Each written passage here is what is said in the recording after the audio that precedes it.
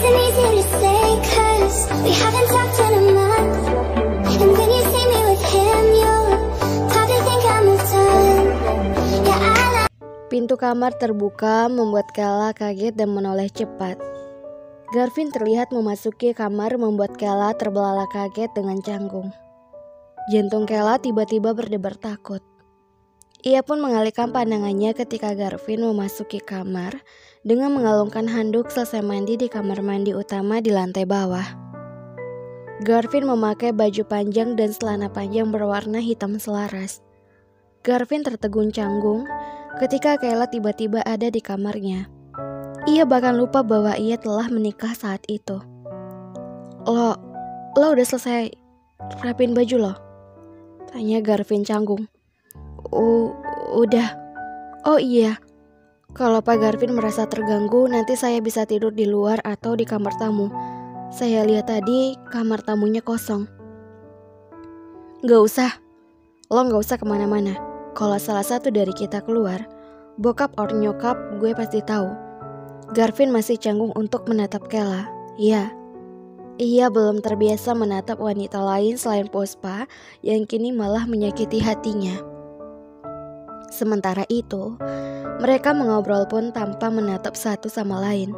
Tapi kali itu ekspresi Garvin memang selalu dingin seperti yang Kayla lihat ketika di kafe.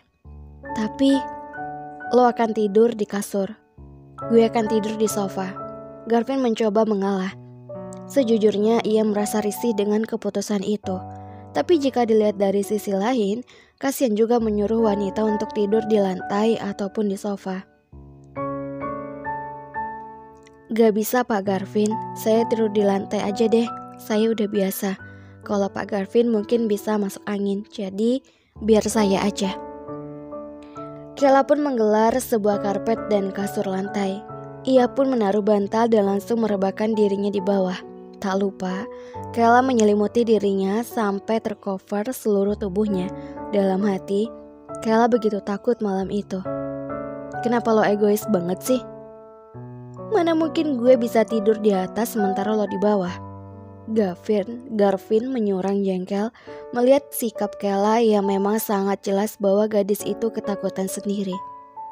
Gak apa-apa Pak Garvin, saya mohon biarin saya tidur di sini. Karena di rumah pun saya biasa tidur di lantai. Saya mau tidur, silakan Pak Garvin tidur. Kayla kemudian memaksakan matanya untuk memejam. Tengah malam, Garvin masih belum kunjung tidur. Ia hanya menyandarkan tubuhnya ke headboard. Dengan tangan ia lipat ke belakang kepalanya untuk menopang. Sementara Kayla pun tak bisa tidur malam itu, walau sekeras apapun ia mencoba untuk memejamkan matanya. Lo udah tidur?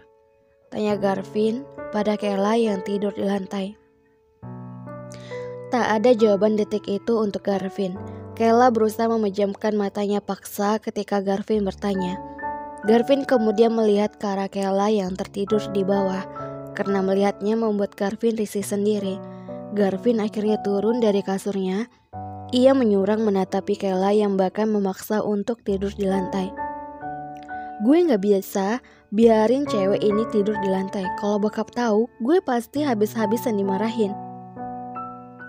Tanpa basa-basi dalam batinnya, Garvin pun menggendong Kayla dan memindahkannya ke tempat tidur. Sontak, jantung Kayla berdegup begitu hebat dengan takut.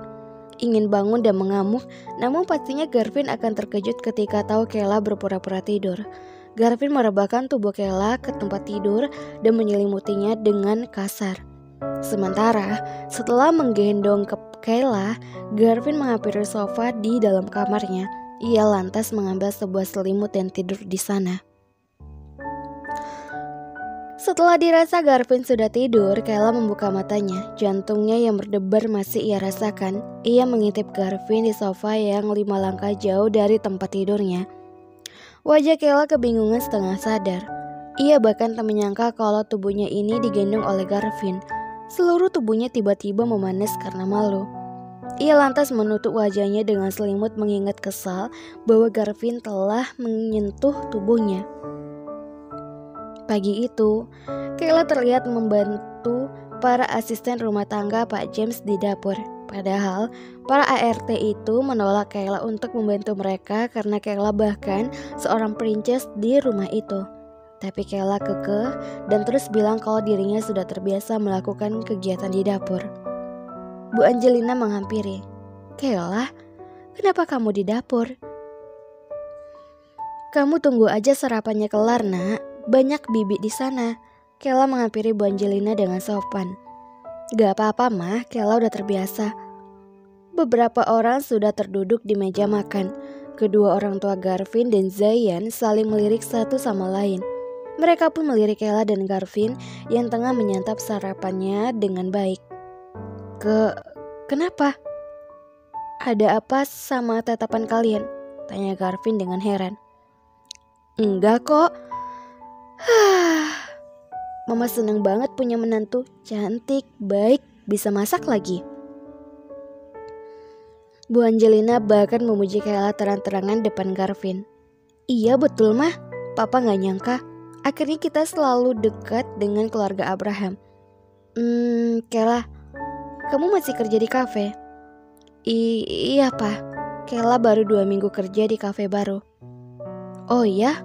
Kamu mau gak kerja di perusahaan? Ucapan Pak James membuat Garvin tersedak. Ia pun begitu kaget sendiri karena ada sesuatu yang menyangkut tenggorokannya.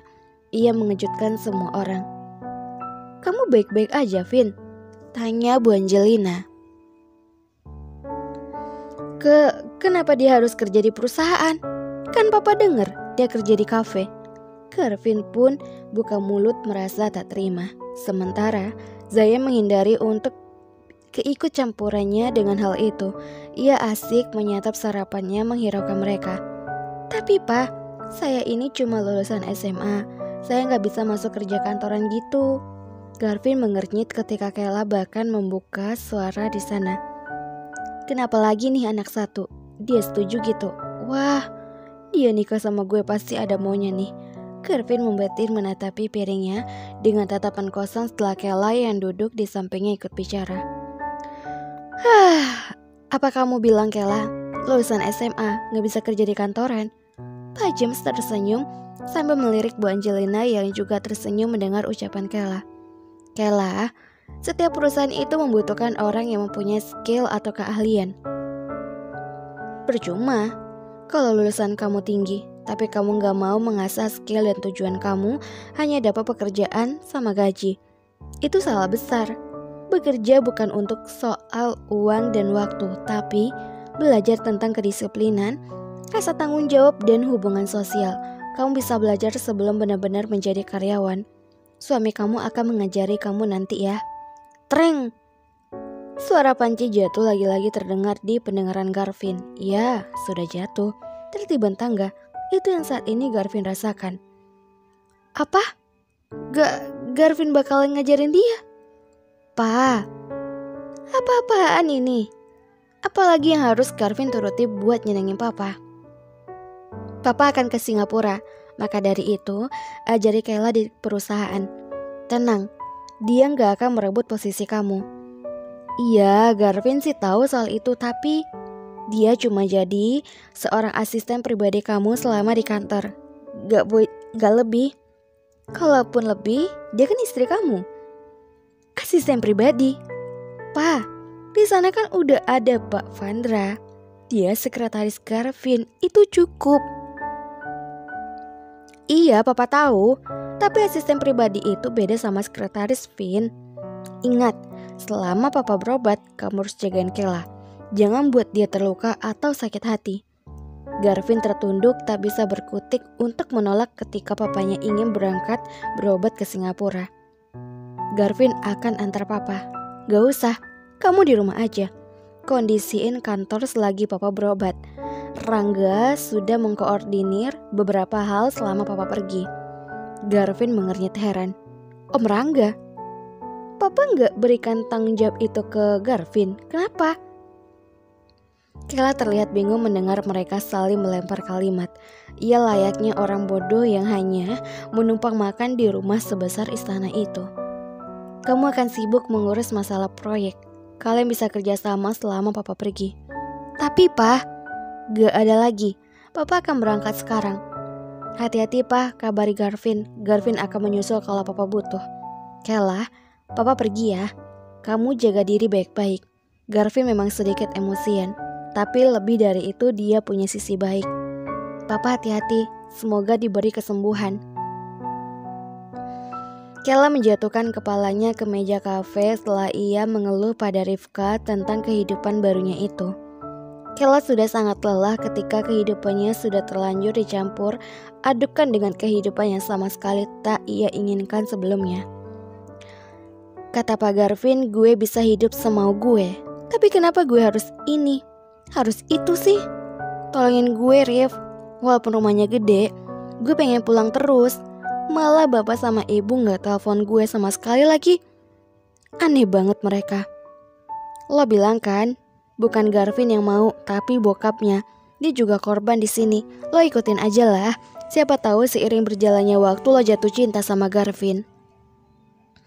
Kela mengernyit heran mendengar ucapan Rifka. Apaan sih lo? Jatuh cinta? Enggak. Enggak bisa, enggak. Lo tahu sendiri kita nikah aja maksa. Apalagi jatuh cinta. Enggak. Gue akan temuin cowok yang bisa nerima gue apa adanya di luar sana. Lo yakin, Kay? Gue tahu apa maksud lo ya. Walaupun lo cerai, nanti gimana perasaan semua keluarga lo termasuk keluarga Garvin? Kela menundukkan sejenak kepalanya. Dilihat dari sikapnya, Kela adalah orang berhati murah. Saking baik dan polosnya Kela, ia bahkan mau dinikahi orang yang tak ia kenal. Kelemahan Kela yang lain adalah ia tak pernah tega menyakiti perasaan orang yang ia sayangi, walaupun ujungnya ia juga yang tersakiti. Kela dan Garvin terus tidur berpisah. Terkadang Garvin tidur di kamar tamu tanpa sepengetahuan siapapun. Hal itu membuat Kela merasa tak enak tinggal di sana. Ini kenapa kamar tamu berantakan ya? Kan gak ada yang isi. Perasaan kemarin saya lihat baik-baik aja. Udah bersih dan spray juga gak acak-acakan begini. Gumam Bi Surti, salah satu ART yang memiliki pengalaman lebih lama dari ART lain. Ia pun menjadi senior para ART di rumah Pak James. Halo noveler semua, ketemu lagi di episode yang ke-7. Nah, gimana nih kabar semuanya? Semoga dalam keadaan sehat walafiat. Amin amin ya robbal alamin.